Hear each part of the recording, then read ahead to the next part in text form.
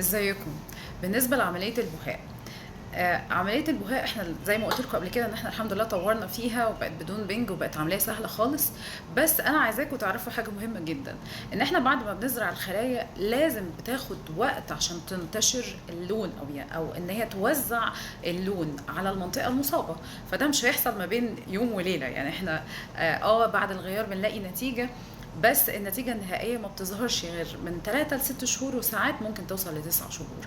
فانتوا ما تستعجلوش على النتيجة، وهي مش حل سحري زي ما الناس فاكرة، هي بتبقى حل لمناطق اللي فشلنا فيها بالعلاج الدوائي او العلاج بالجلسات الليزر او بعلاج الفوتوثيرابي او اللي هو العلاج الضوئي.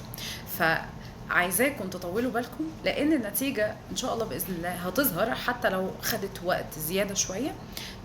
بس يعني دي الطبيعه، يعني دي طبيعه خلايا اللون، زيها زي الشعر بالظبط. احنا مش وانس ان احنا بنزرع الشعر مثلا او بنعالج الشعر مثلا يبقى تاني يوم بيبقى طويل، لا هو بياخد وقته. فخلايا اللون برضو زيها زي خلايا الشعر، بتاخد لون لغايه لما ينتشر اللون في المنطقه المصابه ويرجع تاني نفس لون الجلد.